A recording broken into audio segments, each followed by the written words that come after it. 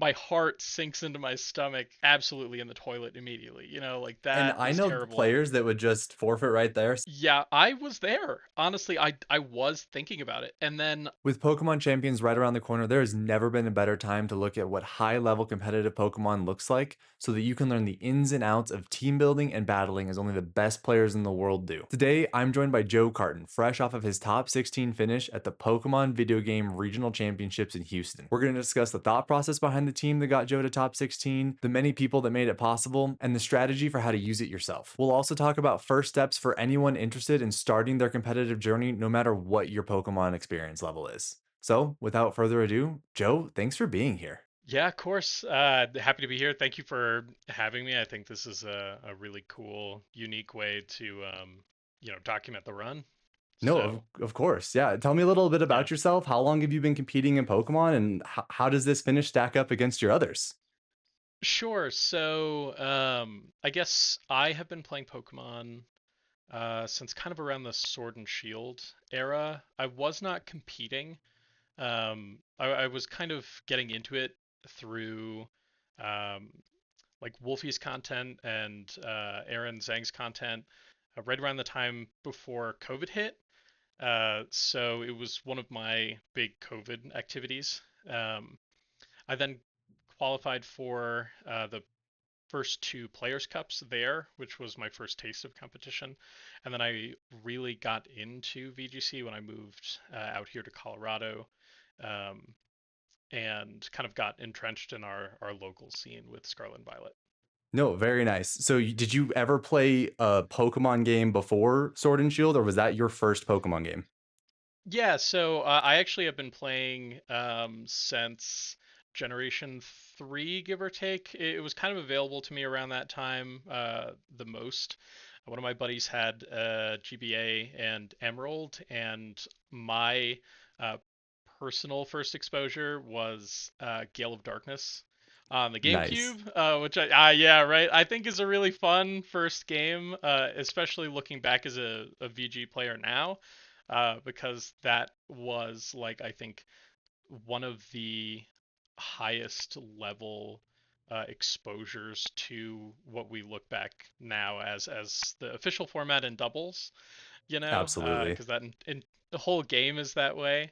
Um, yeah, so that was my earliest exposure, and I just played casually for a very long time.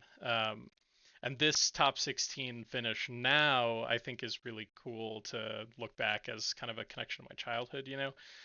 Um, but this was my biggest, my best finish yet, which I'm really proud of. There was a lot of prep involved, so For sure. No, top 16 is absolutely incredible. I have not yeah. gotten that myself and I'm incredibly jealous. So to be able to talk to you and dissect this run, this is awesome. So Sure, before we yeah, get into the run itself, we have to talk about the prep work that you just brought up. So I look at your sure, team and I see the six Pokemon, that fire, water, grass core that most Pokemon players are sure, very familiar with at this point. But I see a sure. few things that are a little counterintuitive. Like I see you don't have Incineroar, which if you knew anything about Right. VGC is that's a mandatory Pokemon, so you already Right. lost there. Like, how did you get top 16 without Right. that? But you also Right. have some redundancies built in. You've got two different Hmm. grass types that both have redirect, so they're functionally serving the same role.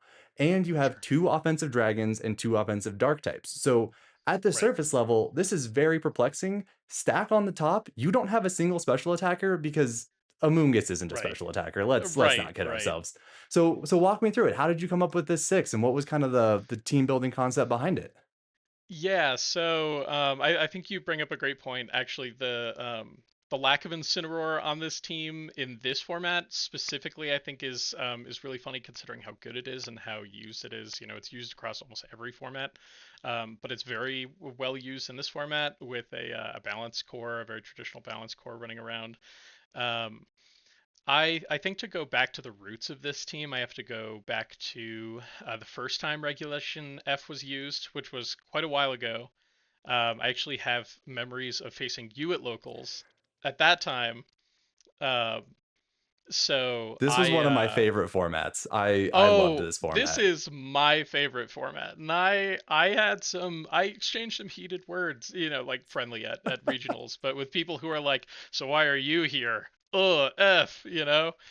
Um but I personally really love Regulation F. But so to talk to a couple of the points that you brought up in the team building, going back to F1, I originally used the core of Gouging Fire, Ogerpon-Wellspring, Kingambit, and Amoongus. So I have brought those four Pokemon from then up to F2 for this team. Um, and then Chien-Pao Dragonite kind of came later after that. But you look at even just that four, and you do notice still some of those redundancies here. Hmm. And I think that that is actually given to the team by the flexibility of Gouging Fire and Ogerpon-Wellspring as kind of a like hyper condensed duo. Um, Gouging Fire and Ogerpon-Wellspring together offer you uh, Fire, Water, Grass, and Dragon, Hmm. which as a core of four types hits essentially everything for neutral or better. Um, Ogerpon-Wellspring with Terra gets the special defense boost, so it offers you a lot of special defensive flexibility. And then on Gouging Fire's side, you have the physical reduction in breaking swipe, so you have the flexibility on the physical side. And then in terms of making the game kind of dynamic, you have Follow Me on Ogerpon, so you have that redirection available. And then on Gouging Fire, you have Howl, which offers you the opportunity to really propel yourself into the matchup. Hmm. It offers an engine. Um, so And that it kind does of help gives benefit you a you lot. without the special attackers because you can now use that on any of your Pokemon and Yes, not be constricted. Yeah, exactly. I love it. Right. I think that's one of the important parts of this team to specifically address that lack of special attackers. I think in Pokemon, you kind of have to. One of the things that you can do when you're team building is you can choose to do one thing very, very well. And, with Gouging Fire, with Chien-Pao, with the um, Choice Band on Dragonite, the Sword Stance on Kingambit, there are a lot of ways to have these Pokemon work together dynamically to boost the physical offense of the team. It kind of allows you to get some of the like blockers out of the way that you would traditionally experience if you were only using, those like physical attackers as your primary source of damage. Sure, sure. I Um, think no, and also here. No, sorry, yeah, go go ahead. for it. All I was gonna say I is, I'm looking at your right. spreads. You don't have a lot of attack investment into Gouging Fire and Water Pond, and Yes. that allows you Yes. to put bulk into both of those, and then just dump your attack into Kingambit, Chien-Pao, and Dragonite, Right. and let Right. those just punch holes through the rest of the team. I think that really does help to what you Absolutely. were saying, add some synergy to that team building. Right. I think Gouging Fire and Ogerpon-Wellspring having that bulk does exactly what you've just said. It really allows the rest of the Pokemon on the team to do what they do best more frequently. I think one of the counterintuitive things that I've really enjoyed about Gouging Fire is that Pokemon is so functional still, even if, you make the worst calls in the world and your opponent just keeps sending Incineroar on the board, parting shot, if that guy gets down to, -3, -6, just like in the floor on attack, as long as that hasn't happened to the Pokemon next to it, you can still use it to generate more effective health for your team with Breaking Swipe, or you can get off a Howl, and maybe you go from -6 to -5, but your Dragonite goes from, neutral to +1, and that is just like such a big deal, to allow Gouging Fire to enable the rest of the team. No, no, I love it. I think it's it as an engine comboed with the fact that it doesn't have to be the one doing damage and it can constantly Right, sit there and chip and just propel the rest of the team that you've given that attack investment into. I think that's a right, really fun way to look at essentially what is a legendary Pokemon that yep, most people want to use as the win now, do big damage button. But you've kind right, of enabled your two legendary Pokemon on this team to be more of staples and bulwarks and being able to just absorb a lot of sure. damage and enable the minions of the team, we'll call them, the Right. non-legendaries that can just punch a hole. Right. Yeah, exactly. I think to top that thought off, I think it's really fun that Gouging Fire as a Pokemon, the model is enormous. Um, and so it's really intimidating to put on the board. I think that's one of the things I have found really fun about it. But it is, sometimes it takes a real back seat despite being what I would call definitely the star of the team. For sure, for sure. And okay, so we've worked through the six. You had your four. You slapped on Chien-Pao Dragonite. That's obviously a fantastic two to slap onto any team Right. somewhere if you just don't know what to put there. But that's only the beginning, as you and I both know. So, can you walk me through the moves and the spreads behind this team and some of the thought process that went into those decisions? Absolutely. So, uh, to start off, I think it's only right to go into Gouging Fire. The set that I've used on it here has become, if you don't look at Wolf's team from Houston, just do not look at Wolf's team from Houston. It has become mandatory for Gouging Fire. I guess spoiler alert on that one. He used like Terra, Fire, Clear Amulet, Heat Crash, Dragon Dance, Flare Blitz in Sun, and it just Sun does I big damage to guess fire types. yeah, right. I Who know. I mean, knew? it's right. I mean, I think the Heat Crash has a chance to, like with Terrifier, I think the Heat Crash has a chance to OHKO less bulky Incineroar, which is absurd. I believe Um, that. I mean, I used to run right, Charizard and would Oko Incineroar back in Moon right, series, but back before you right. played competitive. Sure, right.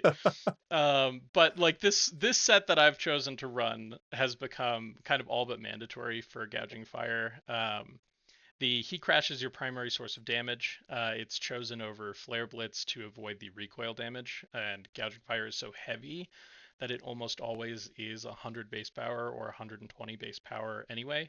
So you kind of get your Flare Blitz, except you don't take that recoil.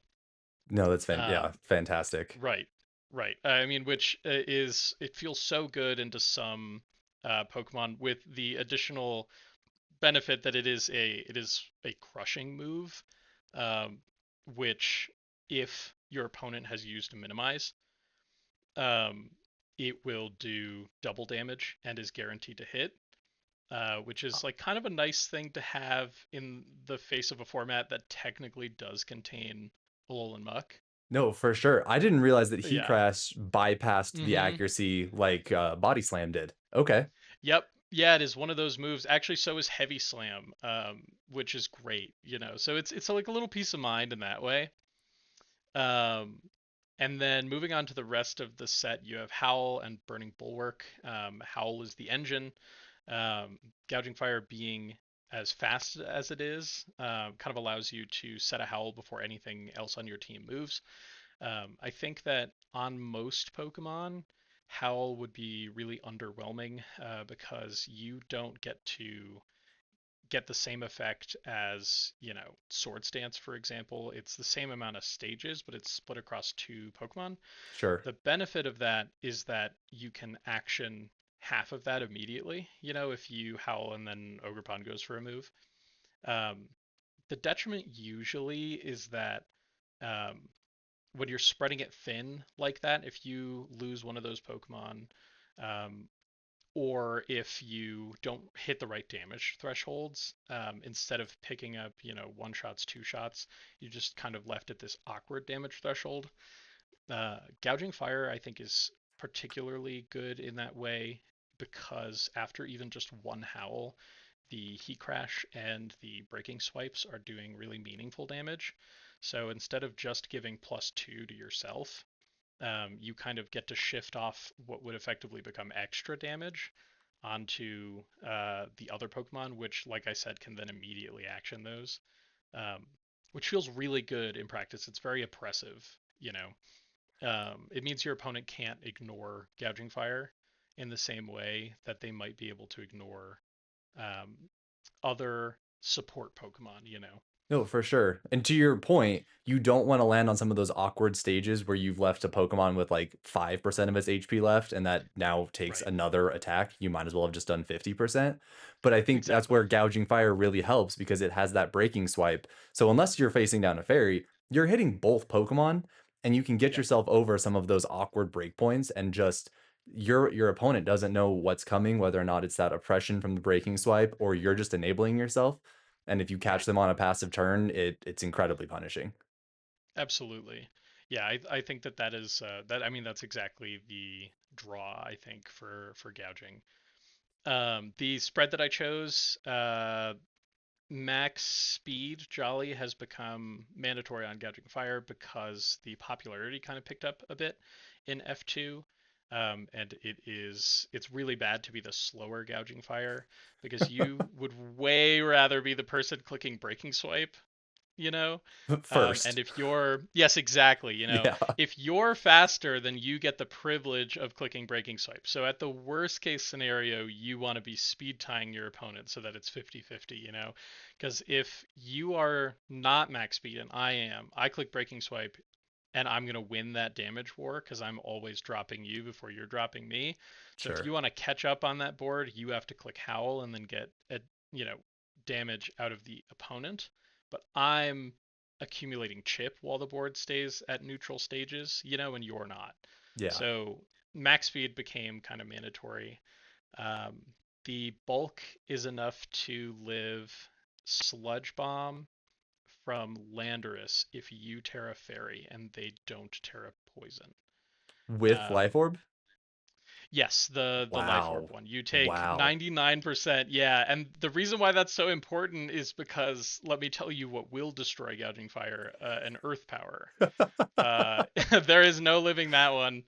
And Terra Fairy is really important for the mirror, and it's a good neutral type for gouging fire. So other Terras like grass or water had kind of been scratched off just because of the sheer value that Fairy offers into a format like this.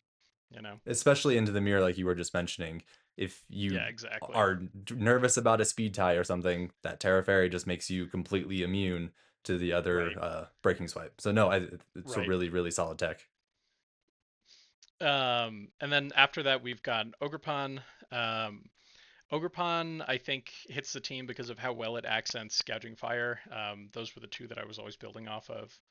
I have chosen to outspeed Timid Max Speed Landorus by 1 point, mostly because of the aforementioned difficulty that Gouging Fire has into it.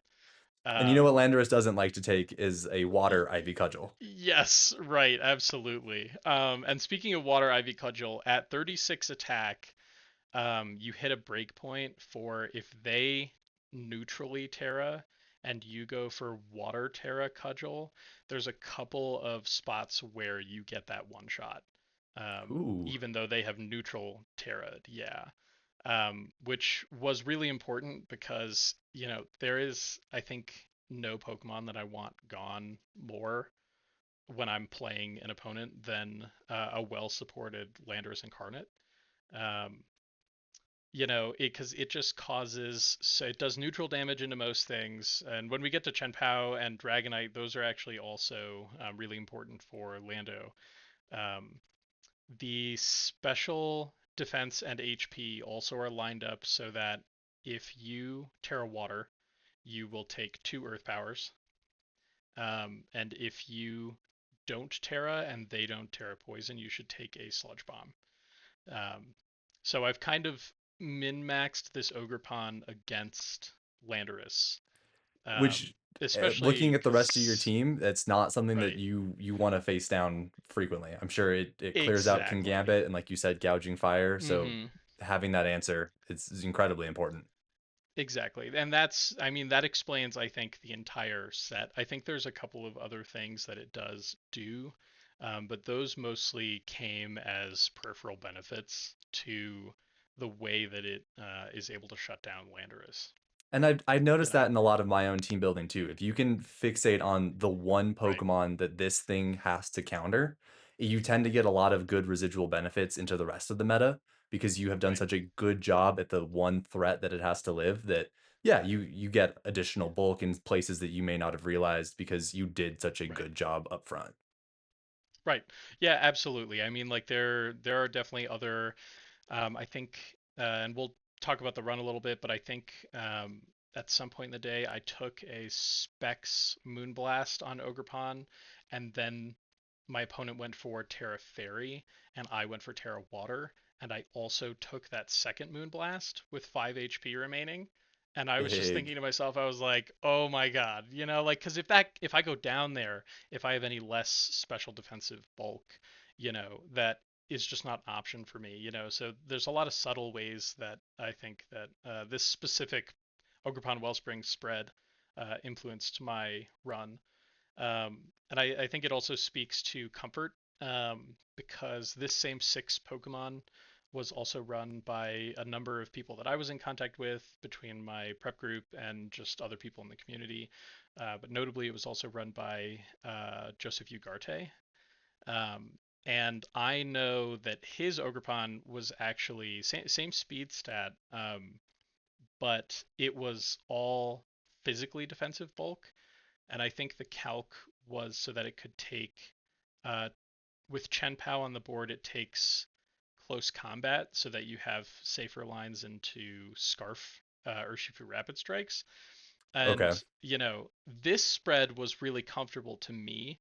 And I think that it's a reminder, that um, knowing how to play your team is one of the most important things rather than um, something being technically optimal in someone else's opinion, you know? No, absolutely. Um, At the end of the day, yeah, you're the one taking the test. So if you don't know how this thing operates, it doesn't do you any exactly. good that someone else thinks it's better. It's got to be something that Exactly. you are comfortable with. I know, absolutely. Um, I think next I'll hit Kingambit. The Kingambit, I mean, it's incredibly simple. It's a max max spread. Um, Do damage with dark. it may, yeah, exactly. It may even look like I forgot to change the Terra, but I did not. Um, my prep group opted to go kind of all in on the Kingambit, with Terra Dark and Sword Stance, where other popular versions of this six were running Terra Dragon and Ironhead in that slot. And the reason we decided to go for that is because the team has double redirection on it. And so this Kingambit spread specifically kind of has a whole new kind of emergent game mode that people that may have either seen the team before or simply were disrespecting Kingambit might not be prepared to deal with. Whereas if we don't have this set, it is. I think it's better into different things, um, but it does not generate its entire own. Like, let's enable Kingambit to win the matchup on its own, when supported Hmm. by Ogerpon and Amoongus and, Chien-Pao.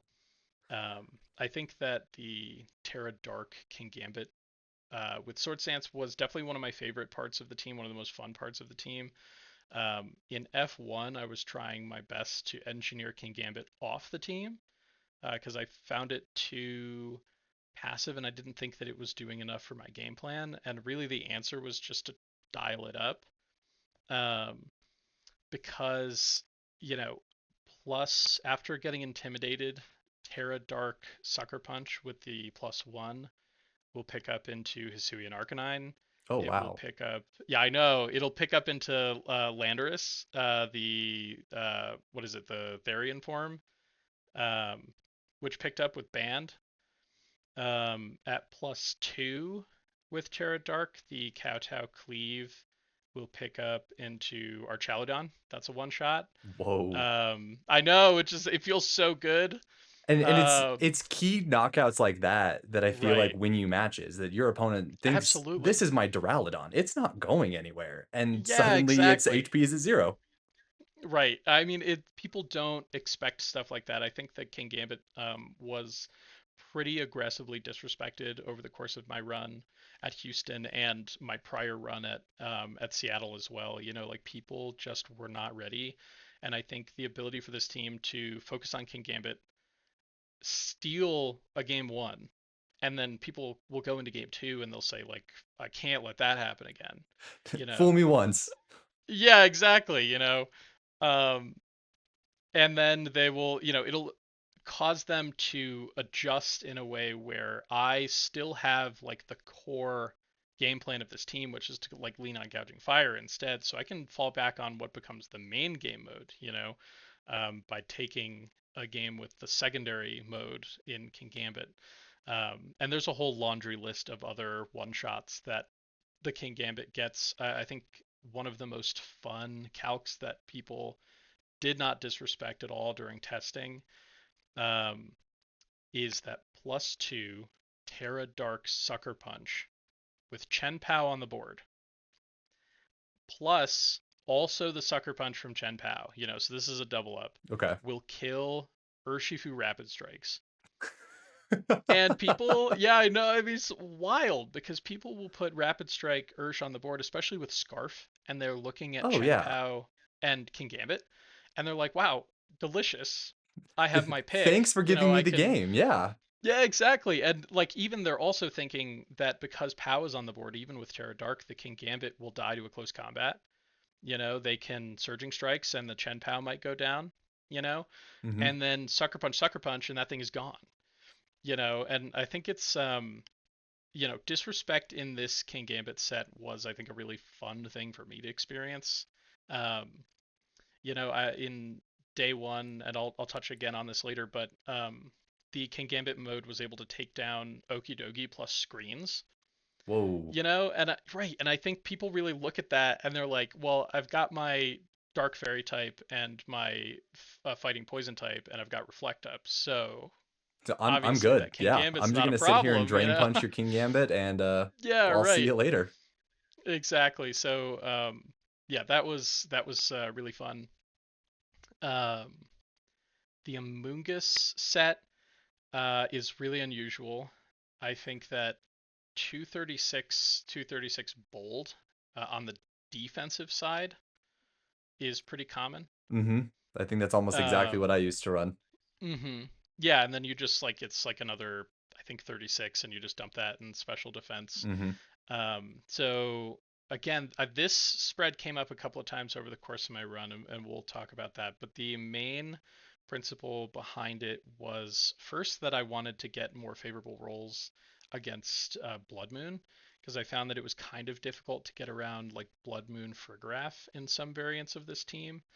But that did not require this much special defense. But I noticed I was so close to a couple of other calcs, one of which is not modest but timid max special attack Tornadus, the Bleak Wind Storm. This set will take the first one and then heal with the Citrus Berry, and then it is just narrowly able to take the second one as well. Wow. So, yeah, I know, which people do not expect at all, and I think that was a really nice thing to have. Um, because it was a subtle way I could disrupt my opponent's expectations. Um, to kind of call back to what I mentioned about Ugarte having uh, played this team and he got top 16 at Seattle. Um, people have been seeing this, like this six, and I think a lot of the ways that I changed it up really changed people's defined plans into it. And that was one of, I think, the key factors in making it as far as I did um, at Houston. Um, No, you as can't for go the in with the exact rest, same team that someone else has used. right, It's similar to what we right, were talking about. Like, just because someone else said this was good doesn't mean it's good for you. And exactly, if someone's seen it, they know the answers to the test probably better than you do because they right, know your team and their team. right, You just know yours. exactly, yeah. And I think I might have actually been sent a replay between, and I might be wrong. I'm not sure exactly who the opponent was, but I think it was between Ugarte and Chris Hahn, um, who I actually ended up playing in day two at Houston. I ended up playing against Chris Hahn. So Serendipity, I love it. there was, I know, right? I think there was clear evidence that the matchup had occurred before. Um, and I might be misremembering that, but like this, I think was one of the ways that disrupting the expectation in the matchup was really important. It also takes, I think, special attack booster, expanding force if you Terra Water twice for the same thing. So if they follow me with the Indeedee and go to sleep, you also can sleep the crown. And then it's 27 speed IVs so that you guaranteed underspeed Ursaluna, the Hisuian one. I looked at that and I thought that's Mhm. exactly what that's for. You, Yeah, right. I I know think it's when known. you and I used to play in Regulation F, your Kingambit and my Ursaluna went rounds. So I saw that Yes, 48 and that looked a little exactly. familiar. Yes, and I remember you were using Terra Fairy, I was, and I and would eat this yes, Kingambit alive. So yes, if you didn't have Iron yeah, Head, I exactly. was thrilled. Yes, you know, and it's gouging fire too because then you become immune to breaking swipe. And as we mentioned, you don't have So Incineroar, so good luck. yes, there's just no. I mean, the best thing I'm doing is just enabling you by putting things on the board. Really. So that was one of the important aspects, because if you don't Terra, the Grass Knot is a two-shot, and if you do Terra, the Sludge Bomb, I think sometimes misses the two-shot. Um, but yeah, so the 27 speed Amoongus just underspeeds Ursaluna. Um, Chien-Pao is Chien-Pao. I think the one thing, or I guess there's kind of two things to talk about in comparison to what you'd expect as a standard set. The Terra Grass was actually ripped from, I think Joe Ugarte started using it on this 6 at UIC. And it was because he found the same thing that I'd found, which is that the Terra was just not used that frequently, and sometimes Ursh Rapid Strikes could become kind of an issue, despite the fact that the two redirectors on the team are good into it.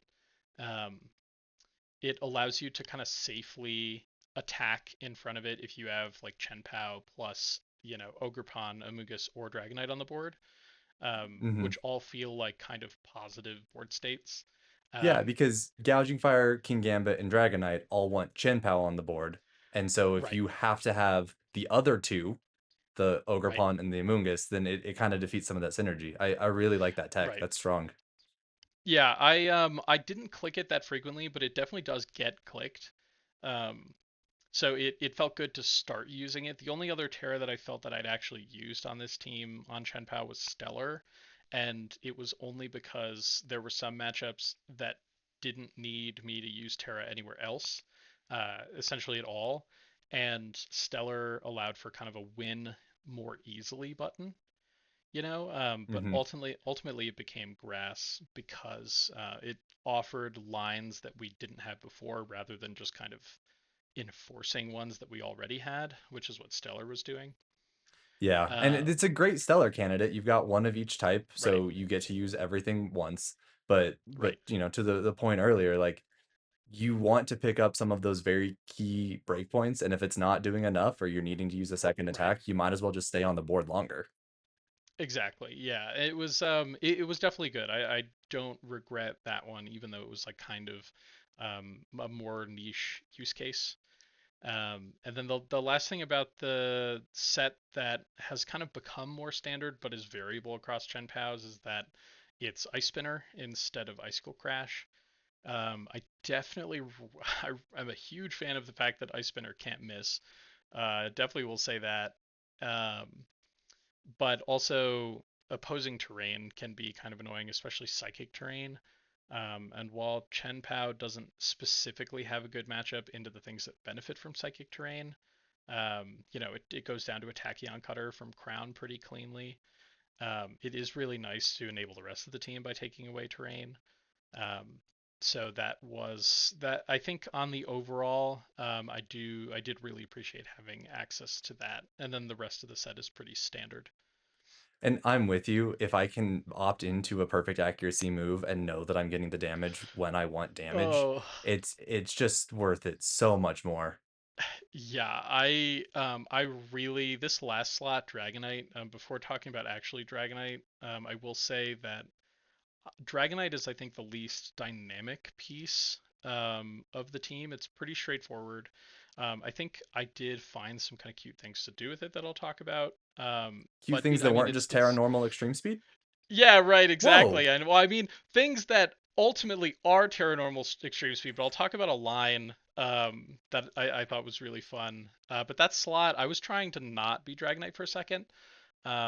Even though, it offers a close combat resist, it offers a fire, water, grass resist, which Gathering Fire almost gets there, but because the fire and the dragon neutralize on water, you still take pretty hefty damage from rapid strikes. So Dragonite does really good things here, but for a while I was testing Assault Vest Okidogi, and let me tell you, that Pokemon is almost good enough. Uh, the Almost fact good that, enough. yes, I know, it's like so tantalizingly close to being so good. Like, if it had a few more stats in the right places or a better poison move, like maybe a signature poison move, I think it actually would be a top five Pokemon in a meta that was dominated by Rillaboom, Ursh Rapid Strikes, and Incin, just because it matches up so well into those three Pokemon. Hmm. Um, but you have to, in my testing, I found I had to run high horsepower, which 5% chance to miss, and you have to run Gunk Shot, which sometimes you go for No, Gunk Shot and no, you yeah. just lose the game immediately by missing. Um, and that felt just terrible. Um, so to go back to the accuracy thing, I almost always will opt into a fully accurate move if it doesn't feel like I'm doing something suboptimal by doing it. And especially with something like Gunk Shot, like a lot of the times you don't need that full amount of damage. You'd be just fine with like an Right. 80-100 spread somewhere and Right. just get your stab super effective damage on the board. That's like all that you Right. wanted. And the game said, no, no, no, we know you want to gamble and we Right. know you want that really, really big damage. You want to do Right. 160% of the HP. Like, Yeah, no, no, exactly. I'm good. Thanks. Can we hit? Right. No. I just like, I mean, I remember playing showdown games where I was like, awesome, great lead, and I would click Gunk Shot into a Flutter Mane, knowing that if it hit, it killed, and then it just misses.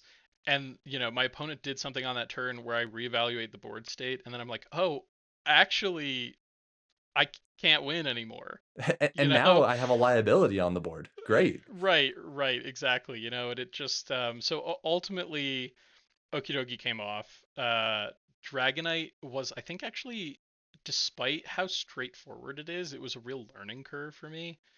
Um, I am like traditionally kind of a balanced player, a bulky offense player. So I try to either take really big swings or make a lot of defensive plays. So having Dragonite, where, it is very offensive out the gate, but, it's not you know, what have you, like Raging Bolt with +3 combines, Hmm. so it doesn't swing in that way. It's just like it's here, it's going to do very big damage, and your goal is to trade positively with it over the course of its life, and that was actually kind of difficult for me working on it onto this team originally. um but once I got into the swing of things, I think, you know, the Stefano Greppi Raging Bolt, which is the flex slots are Chien-Pao and Landorus Incarnate, Okay. instead of like Hearthflame Ogerpon and Booster Speed Flutter, which is like the Paul Chua variant that became like essentially the only variant towards going into Houston. Um, that version of Bolt balance, the game plan really was, it was like put Ogerpon-Wellspring on the board, put Dragonite on the board, have Chien-Pao and Gouging Fire in the back, and Chien-Pao and Gouging Fire are in the back just to clean up the board, because it was just like turn one, rip Terra Normal, and then just start clicking extreme speed into your We're gonna opponent. punch some And holes in that front line. yeah, exactly. And just, Ogerpon would just click follow me essentially no matter what. You were so cool with Ogerpon dying, and then like two or three E speeds later, Gouging Fire and Chien-Pao are just guaranteed to win the game. So Dragonite bringing that to the team um, was something that was originally kind of hard for me to get behind, because it's not very dynamic gameplay, you could call it. Um, but I did learn to really have fun with it. Like it is it's really cathartic, especially when it's funny to call it that, but like, But it is. especially if you could, yeah, right. There was a line that I was given by Ugarte, so shout out to him for that, into the Porygon 2 Ursaluna, like in Amoongus, that style Hmm. of team. Um, Very familiar. where Yeah. it's yeah, exactly right. Where and calling back to the Terra Fairy, especially if they're not Terra Ghost. Going into one of those games, if you're expecting like a Amoongus P2 or Incin P2, something like, you could go Gouging Fire, Ogerpon-Wellspring, and then Dragonite Chien-Pao in the back, and then turn one, as long as you get a suitably passive board state, you just pull Ogerpon for Dragonite, click Howl, and maybe they set Trick Room, Who and then cares? going into the yeah, right, exactly, and then going into the next turn, if you needed it, you could swap Pow for Gouging Fire, and you get rid of your Howl and your booster, which is crazy. But But then you Dragonite is have, is killing everything. oh yeah, and then you just hit Terra Normal and +1 Terra Normal Extreme Speed with Chien-Pao on the board, picks up Ursaluna, Yeah, it absolutely does. which I is used to run just like Helping nuts. Hand, which is essentially like Yep, Howl, like when I would run yep. Dragonite, and yeah, it's Mm-hmm. it's potent. I Oh think is yeah, and underselling like, it. I actually had a game where I was able to execute that exact line in Seattle regionals, and just like the look on my opponent's face when it went down in one shot, because they were like, surely this can't be, you know, and it was removed It's from the board. no chance, no chance. Yeah, right. Um, and then the specific spread, really easy. I think the moves are pretty self-explanatory. The only kind of oddish one is Aerial Ace, but that's mostly to hit Urshifu and it's strong neutral damage. Hmm. You get a good And stab then option out of it. No, I love yeah, it. exactly. The spread was, I think, a little bit odd. The specific HP and SPDEF are made up of the dump that we had left over, just what we weren't using, and it's as much HP as you can put into it while still expecting to take 2 Icy Winds from just like 4 special attack, no boosting item Flutter. Okay. So like speed booster Flutter, you don't necessarily have to Terra. Um, the attack is for a couple of calcs, but you kind of want to get as close to max as you can if you don't think you can afford it, just because the job of this guy is to do damage. And that 236 got the Ursaluna calc, and it got like Landorus Incarnate and a couple other things in one shot. Um, and then the speed was to outspeed most Rillaboom, Raging Bolt, and Okidogi in the format. This was a call by someone from my team building group, Nick, who is an absolute showdown grinder. And I originally wasn't going to put this much speed in, but at the end of my run from Seattle, I actually played Michael Zhang or ESM. Hmm. Um, and the specific speed on the Dragonite, outspeeding both his Okidogi and his Rillaboom, was a really big deal. Um, so that felt really good. I feel like I really hit a great middle point on this Dragonite set between the bulk, the attack, and the speed. Especially with Aerial Ace into those two matchups, being able to pick up Exactly. a fighting and a grass type with a flying Right. move, that's important. I mean that's kind of exactly how it went. Like he had Hisuian Arcanine, so it was kind of I just had to avoid getting rock slided to death, but the ability to just click Aerial Ace comfortably into that matchup felt amazing, especially because I don't want to have to put myself into Outrage or Extreme Speed just to do damage to those Pokemon, especially with upper hand on Okidoki. While I Hmm. do have inner focus and can't flinch, if I have to Terra Normal to escape something like Rock Slide or Moonblast, I don't want then to just get upper handed to death. Yeah. So the speed was, I think, really crucial there, and for a bunch of other opportunities over the course of my Houston run as well. Okay, so this team clearly is very, very flexible. You said multiple times you want to lead Gouging Right. Fire, you want to lead Dragonite.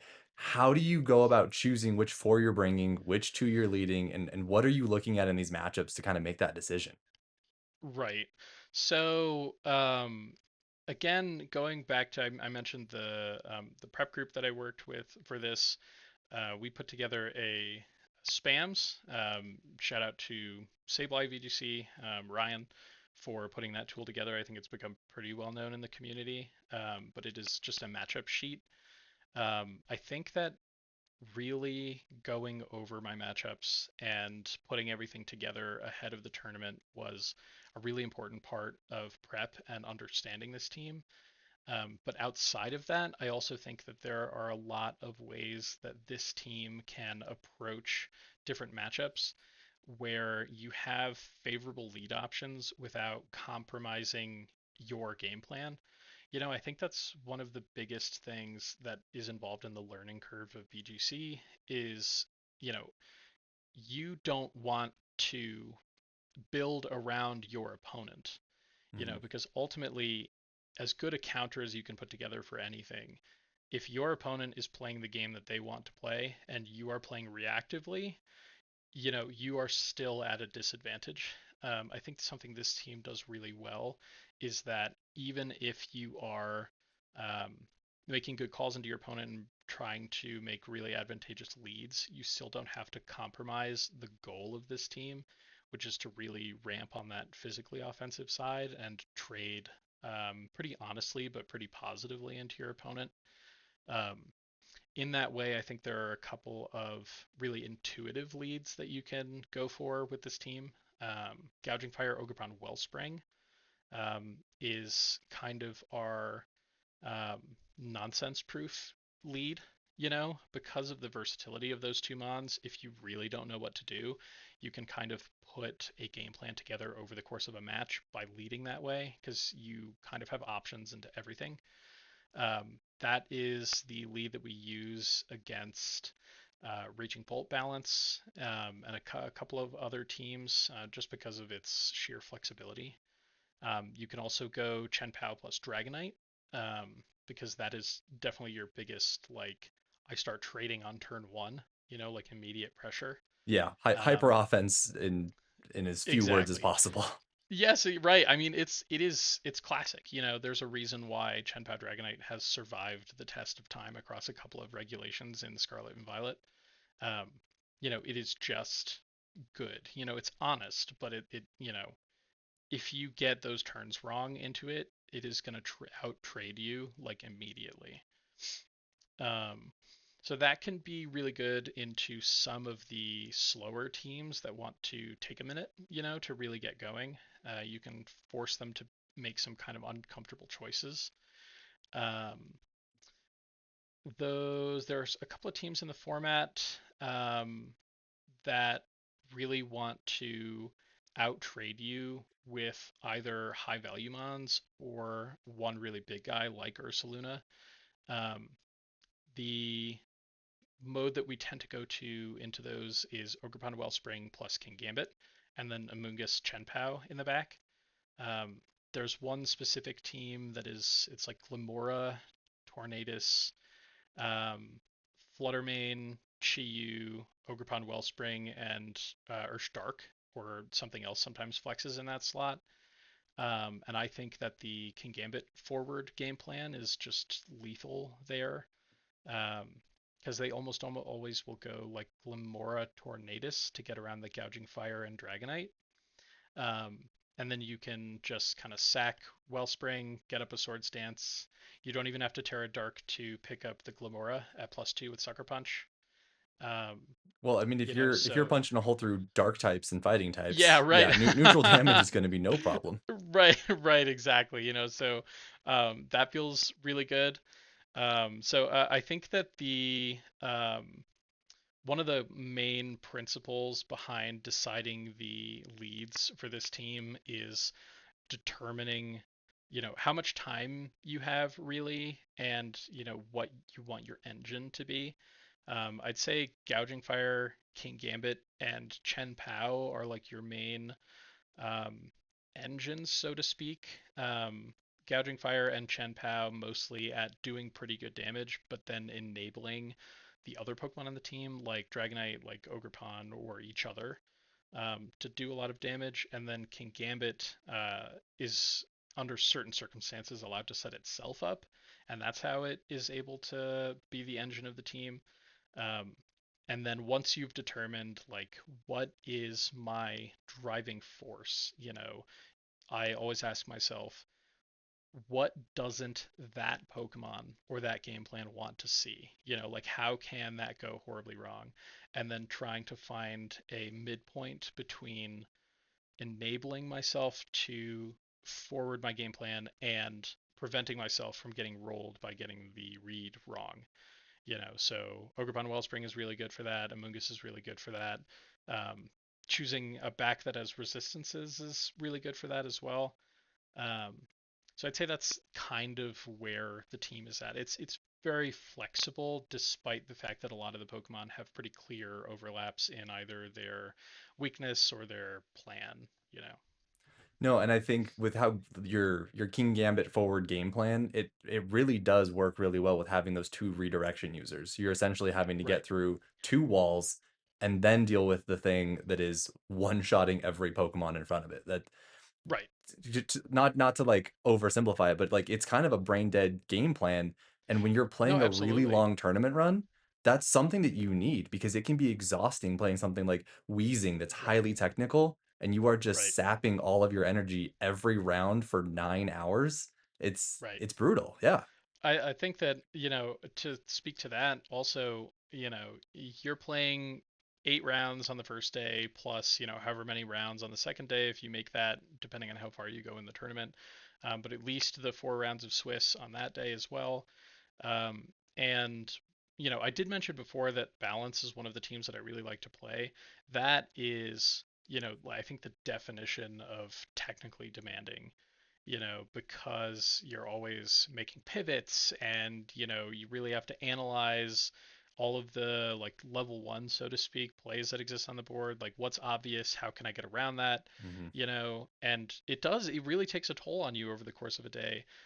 So I agree, like it's really satisfying to sit down against an opponent where not only have I prepped against their team, but I know if, for example, in the Kingambit mode, it's like I can reliably set up Kingambit for at least one game, and then I just click Sucker Punch a couple of times, and that takes a game for me because it really the toll mentally and how your brain you know burns through calories over the course of a tournament is just like so draining.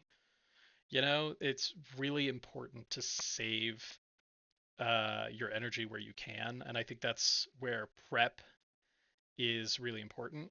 Mhm. Thomas Irwin, who is I think maybe 12th or 13th NA right now, a Colorado player, um, really cool guy, really smart, really impressive, great friend of mine. Um, I think he put it best to me, and I don't know why it hadn't clicked exactly for me, but maybe a couple months, a year ago, um, where he said the goal of team building should always be that you can afford to play less and the team will win the game for you more. I think And that's very well put. Yeah. right, because you don't want to really, really fight for every win that you get over a tournament because it's going to take a huge toll on you. Like, and that's kind of a roundabout way to say that you should build a better team rather than a worse team, you know? But I think like the specific way that he put it made me realize that, like really when you walk up to a tournament, you should be confident that the team is going to carry you so far and that you can then turn around and carry the team the rest of the way, Mhm. you know? Yeah, you don't wanna spend the money to fly out, to do the prep work, to go to these events, to Right. then want to leverage luck and, like, brute forcing every move of every round. Right. It's exhausting, and you are gonna burn out so fast. Exactly. Exactly. No, I think that's very well put, and I think that can pretty much sum up our team building discussion. Let's start Yep. talking about the run. So how are you feeling? You did a lot of prep. How were you feeling going Yes. into the tournament? And then when did this kind of start feeling a little different, a little special? So honestly, I felt really good. I've been mentioning here and there that I had played Seattle as well. I walked away from Seattle with a 43rd placement, Oh, is and that all? You yeah, should be right. better. Yeah. Thank you. I mean, it's yeah, it is important to remember that that is a very good run. But I think speaking to my mental, I just like I was really hungry leaving that tournament, mentally, because I knew that like I was so close at Seattle, because I was 43rd and that was a 9-3 placement, so I was one set difference away from cut, and all of my losses felt like I could have won. So going into Houston, I knew that, I almost immediately relocked the team. A couple of very, very subtle changes, but essentially the same team exactly. Um, I was really hungry to at at the very least run it back and get a similar performance.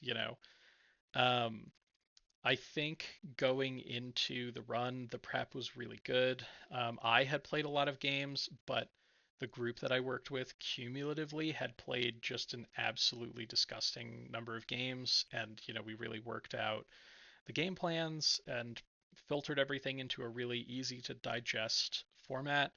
So I felt like most of the time when I was going to sit down, I had a pretty good understanding of what was going to happen over the course of the match and the various different ways that my opponent could adjust. And I think there Which needs to be is, something that to be said about mhm, having friends who also do this and having a community to lean on yes, so that you don't have to do every single game in a game plan. You can leverage other yes, people to play more showdown too. Like you were right, mentioning the Dragonite spread and having somebody else kind of inform you that this is kind of the speed right, that we're seeing that you need to be at least ready for.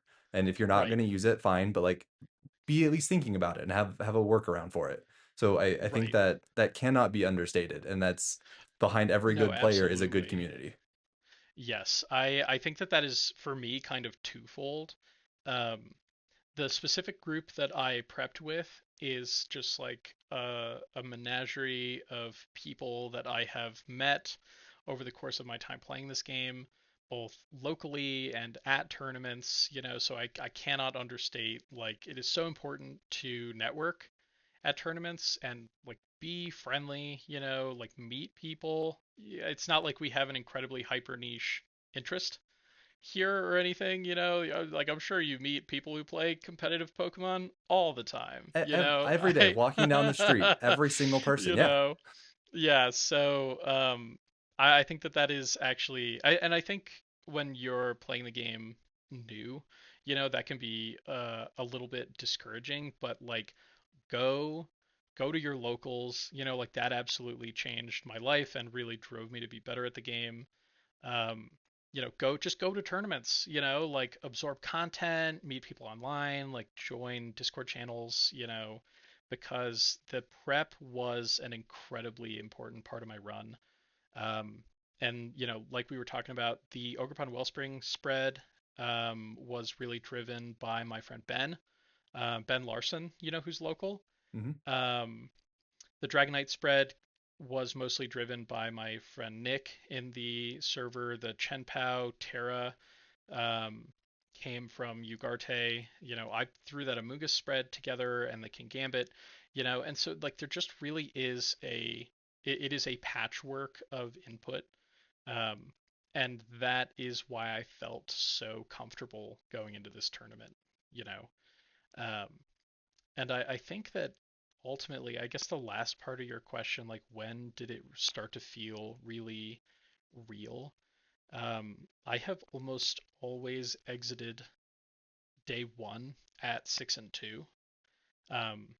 Be it Hmm. early losses, late losses, and But to anyone who doesn't know, 6-2 is yeah, just barely getting into day two, right? Like, exactly, yeah. yes. So yeah, because you need a record in the 8 rounds of day one Swiss of X2, which ends up being 6-2 across 8 rounds. and if you do any better than that, you also make.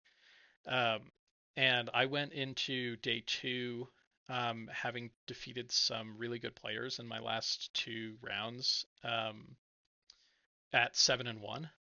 Um, and I think that that is when I knew, like after the prep and after all the emotions and after, all of day one of play, I knew that there was a really solid chance for making what could only be described as like a dream placement for me going into day two.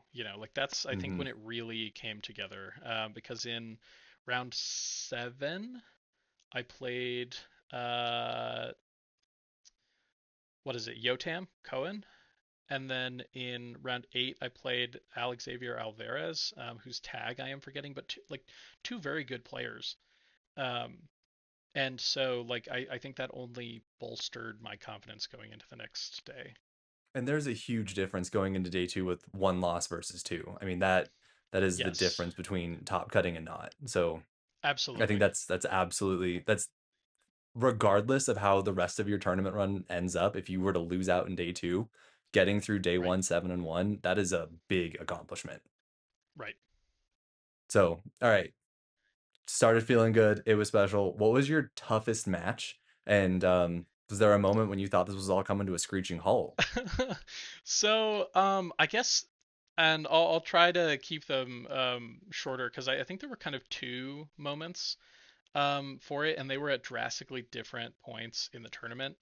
Um, my round one, which you definitely don't want to hear, you know, my round one was against Grimmsnarl, Landorus Incarnate, Okidogi, and then it was like Tailwind, Roaring Moon, Golden Go, and Ogerpon-Wellspring.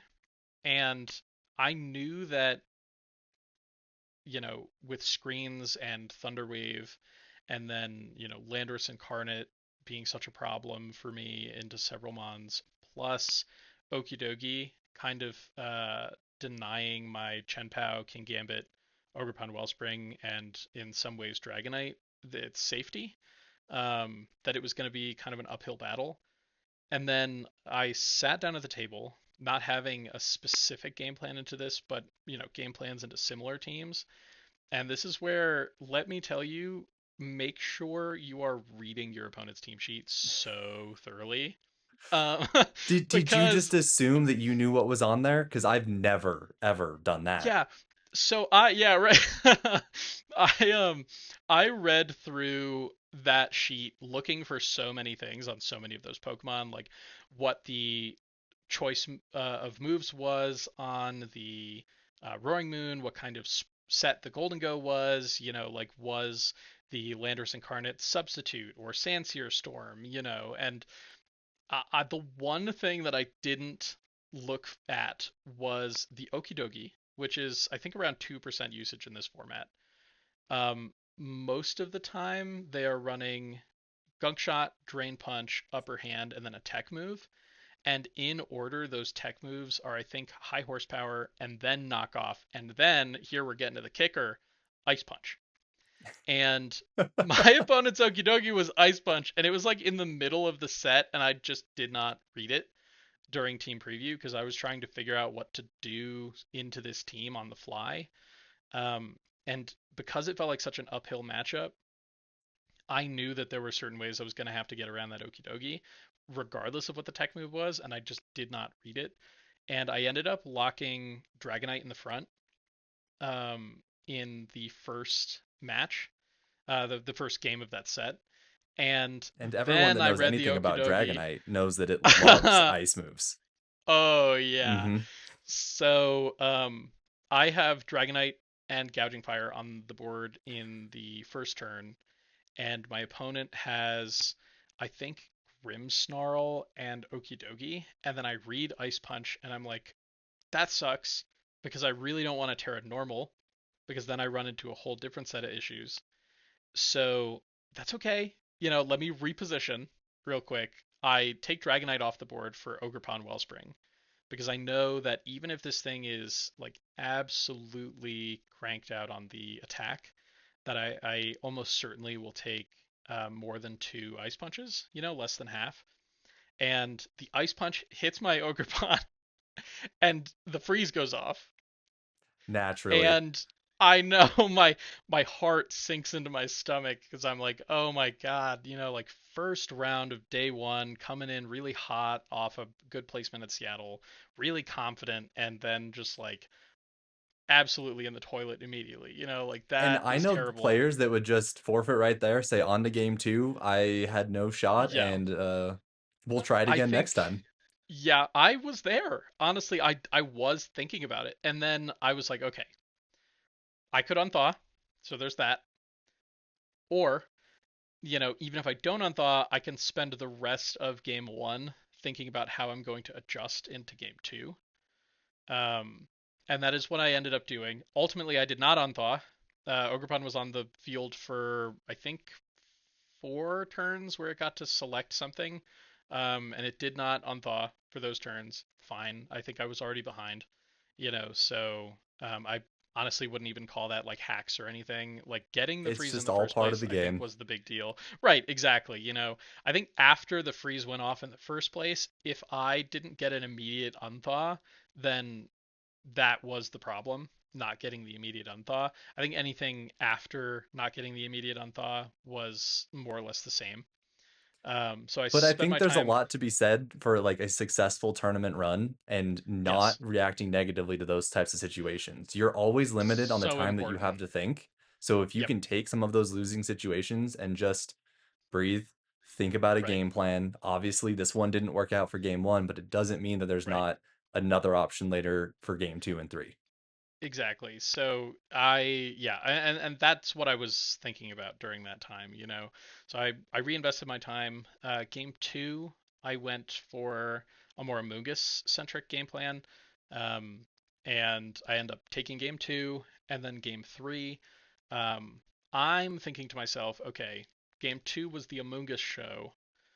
What can my opponent do to adjust into that best?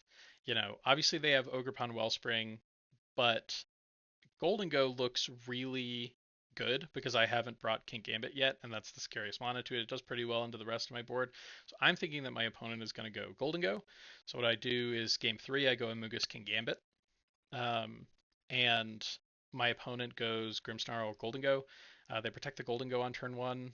I think disrespecting the Kingambit because they're thinking to themselves as an Okidogi player, there's no way that this guy's going to set up in my face knowing that I could just bring in Okidogi and invalidate that setup. So I actually go for Sword Stance and I Spore the Grimmsnarl. Great first Very turn. nice. They get up a Reflect. I end up just spamming Sword Stance up to either +4 or +6. Um, and, There's not a after lot a that couple of resists plus turns, six, even if you have I know, screens. right?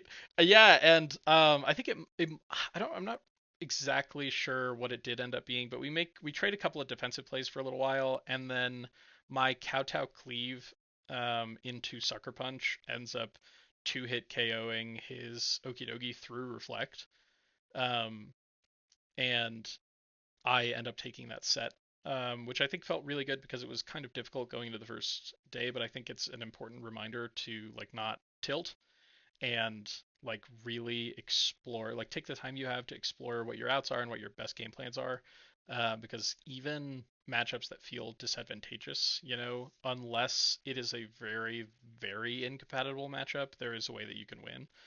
um, so I think that round one was, I think, one of my most difficult. And then on the flip side of that, um, the other really difficult one was against Carson Confer in round 11.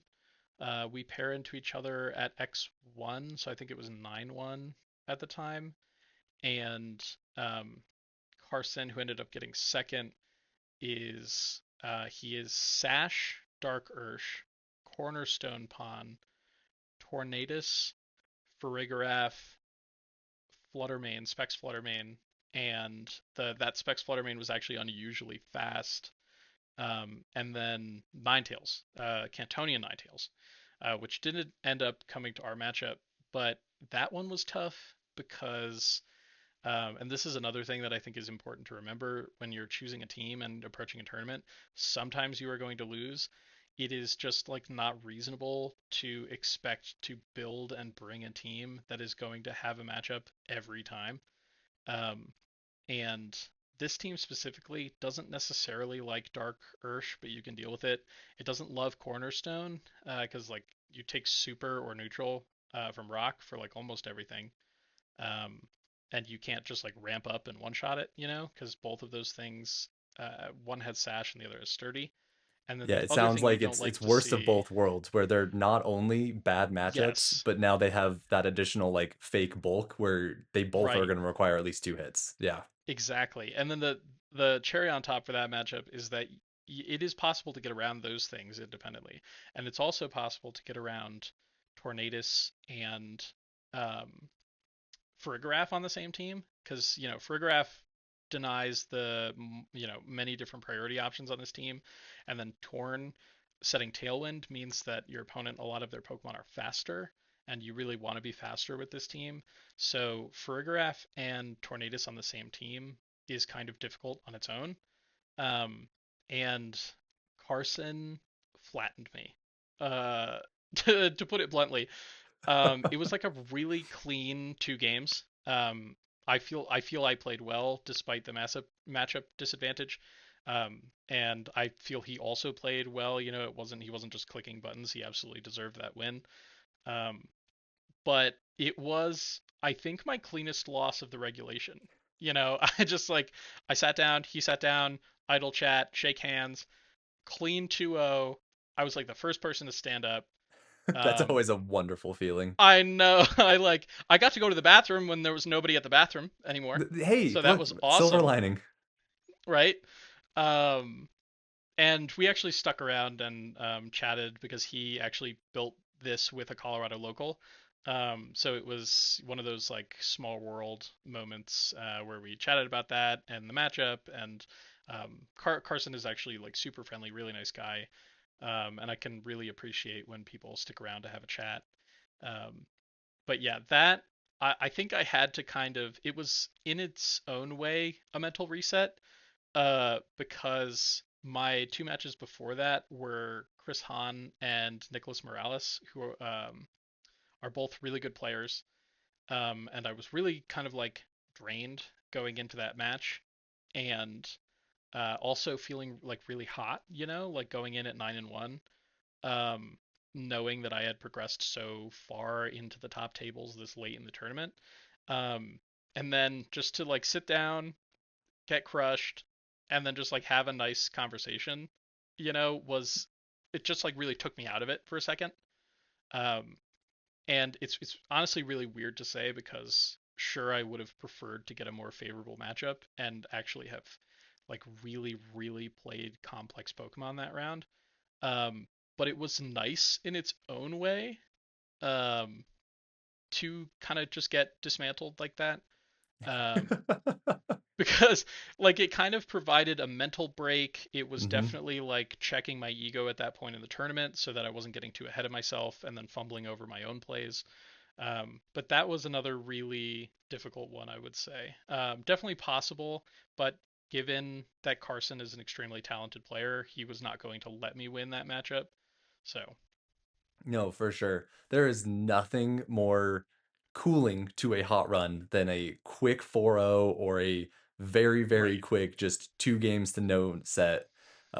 right, Yeah, check your ego at the door. Like you said, right, it's not reasonable to have a team that wins every single matchup. It's all right, you can ask is that you have a game plan, you have opportunities to win every match that you go into, but you are not going to be favored in every matchup. That's not how the game of Pokemon works. And I think that's right. one of the fun parts of team building is finding something that's going to be good into the tournament you're going into, Yep, knowing that the next tournament it's probably going to be at least on everyone's radar and it's not going to have the right, same like success. So being able to right. take this team to 2 tournaments in a row, do well, that's awesome. But also knowing in the back of your head, there's going to be a team like Carson's that is going to have the answers. And yeah, Absolutely. Sash, Dark Urshifu with Rock Pond and the Farigiraf Right. Tornadus, that feels like it was very highly specified into this team. So with Right. that, It was is difficult. there anything that you would have changed, move, item, Pokemon entirely, going in, like if you had to do this again, knowing what you know now? So I think given kind of a lot more time to develop the team, and this is not to discredit this team at all. I think it's like really well developed, not just by myself personally and my team, but just in the format altogether by everyone who's been running this six. Um, I back in F1, one of the things that I really enjoyed about using Gouging Fire, Wellspring Pond, Kingambit, Amoongus, um, that team had Iron Hands, Assault Vest Iron Hands, and it kind of was problematic because you leaned more into the Landorus incarnate weakness. Um, but what it did really, really well was it ate Dark Ursh and Cornerstone Pawn alive. With a good Terra, you did really well into Chi-Yu Fluttermane and Dragonite Chien-Pao, and then a couple other things. But I really would have loved to figure out how to cap this team off with Iron Hands without making my matchup spread like objectively worse for it. I think that's one big thing. And I know Iron Hands plus Amoongus is just that's a really good combination in of itself. Yeah, And exactly. I think yeah, I think you're right. I think finding a way to wedge that on the team, it's Right. hard to say what you'd give up in that place. You know, you were struggling to put Dragonite Exactly. on there, so that's kind of the obvious choice. But like Right. yeah, like you said, that makes you even weaker into Landorus.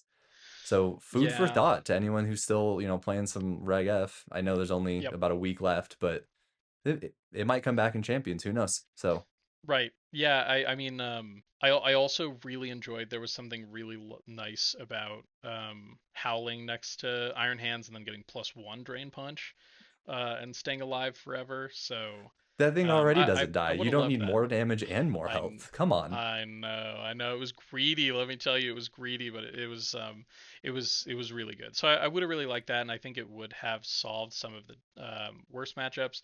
But also, I used every Pokemon on this team so thoroughly that I know any changing anything would cause a ripple effect into other matchups. So I would have loved to do that. I think that would be my answer there. But also, I think the team is really, really well constructed as is. No, absolutely. And obviously a lot of work went into it. So not trying to take anything away from it, but we're always just trying to Right. continuously learn. Um, you've already mentioned that you do a lot with local groups, with online groups. Is there anybody else that helped you with this team that you want to shout out that we haven't already mentioned already? Yeah, so I mean, great opportunity, I think. So I guess kind of everyone in the builder group that I built with, um, I think especially the people who were in the group already going into Seattle, Anders Nordstrom, uh, Ben Larson, my buddy Nick, like I said, who was just an absolute showdown grinder, and me personally, I don't love playing showdown, so that was such a boon. Um, I think in a grander scale, outside of that group, big shout out to the Colorado local community. Um, just before going into, I'm not sure if it was just before, I think it was just before going into Seattle. I played a cup that had 21 players and I ended up winning, but my run through cut was Cody Sharp. No, so this was after Seattle. Because it was Cody Sharp and he had just gotten top 16 at Seattle. And then I also played um, one of our locals, Lockie, and he's like undefeated in the like U.S. Pokemon League, that like grassroots um, league that's operating right now. So Yeah, incredible player. Um, and then I played finals against Anders, who I think at the time was like 40th in North America. So my run up through the cut of a local cup was just full of slouches. honestly, yeah. I mean, Yeah. it was such, you could compare that pretty directly against playing in day two of a regional, hmm you know. So I think, not just those people that I've mentioned, but all of the people in Colorado. We are just jam packed with repeat day tours and top cutters and multiple time worlds qualifiers. Um, so I think a lot of credit is due to the people that I am surrounded by at my locals, because playing against people of that caliber so frequently really is, it's a major boon. It drives me to be better, and it's incredible practice. It is, and practice makes perfect, and there's nothing better than Right, practicing at that level. So if right, you don't have a big local scene, you're only gonna get that at regionals, but having right. access to that at every local, it you So you sharpen nice. that knife quick. Absolutely. Yeah, that is a big part of my success. I mean, and those locals become your friends. You incorporate them into team building groups. I remember very specifically, Carter Davis, also repeat day tour, also qualified for Worlds with me 2 years ago. Um, I think surrounding yourself also with people who just encourage you, even if you're not, discounting playing and building with them, surrounding yourself with people who encourage you all the time, and just kind of, I guess for lack of better words, like gas you up, and they're like, you are good, you are going to top cut this tournament. Like there You were need a people who fan were like, club. this is your tournament, like that is going to be a good run for you, and I think that is another really important bit. So shout out to all the people who, are always in my court. No, I that's awesome. Like I said, it takes a village, and it's fantastic to have a whole group of people behind you. So, putting a bow on this regulation, because there's only about a week left. Looking Right. forward to the next. Is there a team you're excited to try? I know we've already been here, done that with this regulation. So, is there something that you Sure. didn't get to do last time, or something that you really liked that you're excited to try again or put a new Yeah. flair on? I think great question. That almost is like kind of twofold with champions coming up. In terms of regulation I built a Calm Mind Lunala team, um, in Reg I that felt really good to me. I built it alongside again some of my best friends. Nick, also from this builder group who built the Gouging Fire with me, built on that, and Chris Large, who is another Colorado local, built on that with me as well. And we both went 5-3 at NAIC, and it just kind of stung because we got some really weird matchup spreads, that felt really disadvantageous, and it felt really good going into the tournament. So I would love to get a chance to play that team again. And while I don't think I'll actually get the chance to go to any Reg I majors, I have that team is available. I made it public. I think it would be really cool if somebody dug it out of my Twitter and did well with it. Or me personally, I still have it built in game, so I'll definitely be attending my locals with that team. And I still have a couple of points to squeeze out of local, so hopefully I can get those over and done with.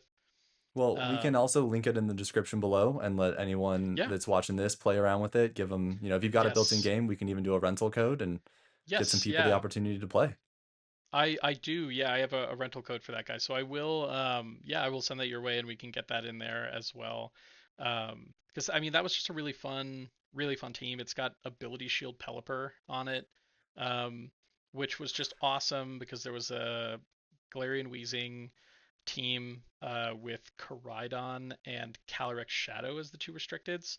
So it was Wide Guard Pelipper with Ability Shield, and it just destroyed that team on its own. And it was also really good into Groudon and a couple other teams.